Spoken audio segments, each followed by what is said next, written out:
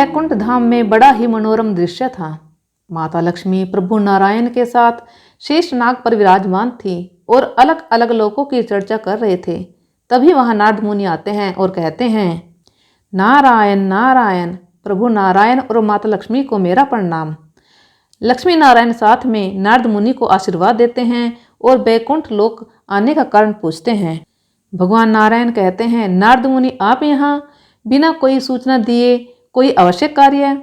नारद जी बोलते हैं, नारायण नारायण, प्रभु मैं तो बस यहाँ से गुजर रहा था तो सोचा आपके और माता के दर्शन करते चलूं, इसलिए आ गया प्रभु।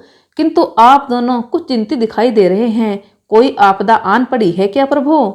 नारायण जी बोले, नहीं नहीं नारद मुनि, हम तो बस तीनों लोकों की लीलाओं को देख रहे थे। तभी देवी लक्ष्मी ने पृथ्वी लोक पर जाने की इच्छा जताई है। नारद जी बोले, तो इसमें समस्या क्या है प्रभु? माता लक्ष्मी के बहाने आप भी भूलोक की यात्रा कर आएंगे, मेरी मानिए तो यात्रा कर ही आइए प्रभु। देव ऋषि नारद और माता लक्ष्मी के कहने पर प्रभु नारायण माता लक्ष्मी के साथ भूलोक की यात्रा पर निकल जाते हैं। किंतु यात्रा करने से पूर्व प्रभु नारायण माता लक्ष्मी को कहते हैं कि देवी, चाहे कुछ भी हो जाए, आप भूलोक पर किसी भी मानव की सहायता नहीं करेंगे, क्योंकि वह अपने पिछले जन्म के कर्मों के हिसाब से इस जन्म में सुख या दुख भोग रहे हैं। यह सब विधि का विधान है, इसलिए चाहे जो हो जाए आप किसी भी प्रकार की सहायता नहीं करेंगे।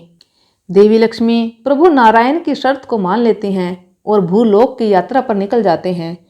भूलोक की यात्रा के दौरान देवी लक्ष्मी तरह तरह के पहाड़, झरने, फूल, पक्षी और जानवर देखकर अति प्रसन्न होती हैं।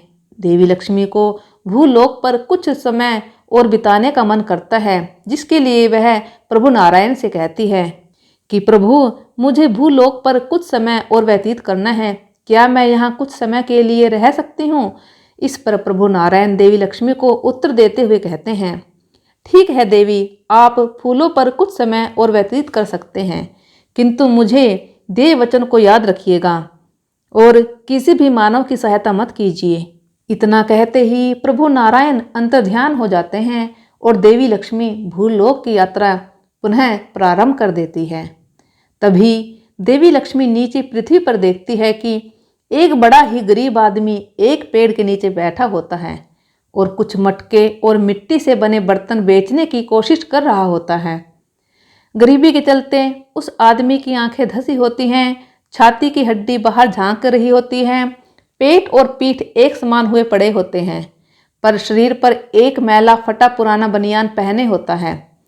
वह आदमी पेड़ के नीचे अकेले नहीं होता, बल्कि उसके 3 छोटे छोटे बच्चे भी उसी पेड़ के पास अपने पिता की सहायता कर रहे होते हैं, लेकिन कोई भी आदमी उनसे कुछ भी सामान नहीं खरीदता है। सुबह से शाम हो जाती है और उनका एक भी बर्तन नहीं बिकता, जिसके चलते बच्चे भूखे रह जाते हैं और भूख से रोना शुरू कर देते हैं। देवी लक्ष्मी से यह सब देखा नहीं जाता है और वह पृथ्वी पर उतरकर एक साधारण स्त्री का रूप लेकर उस गरीब आदमी के पास जाती है और कहती है, भैया यह मटका कितने का दिया? गरीब आदमी कहता है, 10 रुपये में मालकिन। तो देवी लक्ष्मी बोलती है, ठीक है, 2 मटके दे दो। मटका खरीदने के बदले में देवी लक्ष्मी उस गरीब आदमी को कुछ सिक्के देती है, जिसे वह गरीब आदमी एक मटके में रख लेता है और अपने घर चला जाता है और अपने बच्चों के लिए कुछ भोजन लाता है और साथ बैठकर रूखा सूखा भोजन करता है।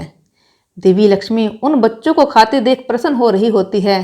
तभी वहां भगवान नारायण प्रकट होते हैं और कहते हैं कि देवी, आपने विधि के विधान को बदला है और मेरी आज्ञा का उल्लंघन किया है, इसलिए अब आपको दंड भुगतना ही होगा। देवी लक्ष्मी बोली, प्रभु मुझसे भूल हो गई, कृपया मुझे क्षमा करें। लेकिन प्रभु नारायण कहते हैं, देवी आपने विधि के विधान को बदला है, आपको दंड भुगतना ही होगा। तब देवी लक्ष्मी उदास मन से कहते हैं, ठीक है प्रभु, जैसी आपकी इच्छा, लेकिन दंड स्वरूप मुझे क्या करना होगा? इस पर प्रभु नारायण कहते हैं, देवी आपको 3 वर्षों तक किसी गरीब के घर में नौकरानी बनकर रहना होगा।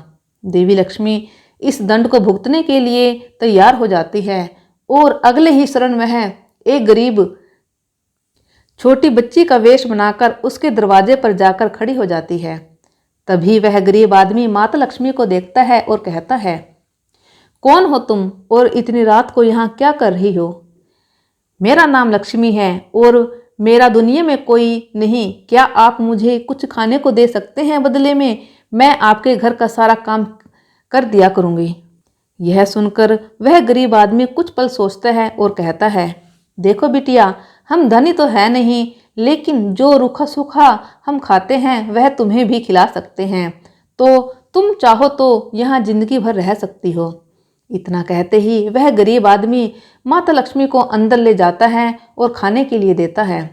अगले ही दिन से माता लक्ष्मी गरीब आदमी के सभी कामों में हाथ बटाना शुरू कर देती है।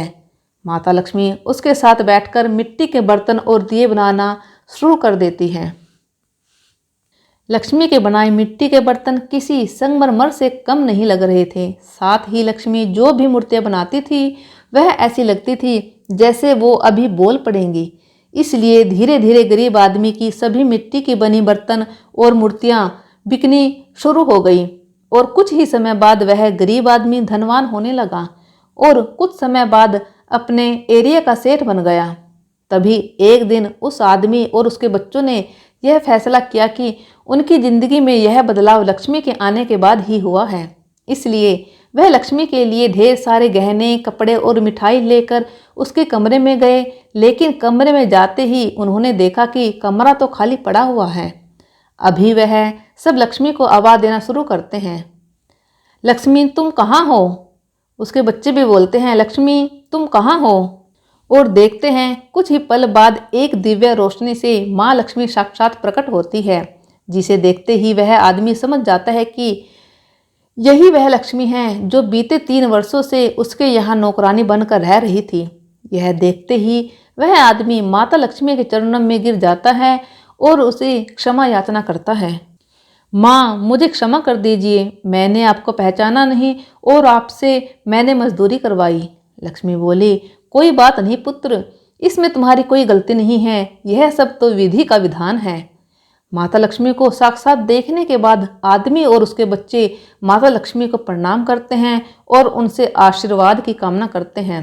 इस पर देवी लक्ष्मी उन्हें सदा धनवान रहने का आशीर्वाद देकर वहां से बैकुंठ धाम की ओर निकल पड़ती है। जय माँ लक्ष्मी।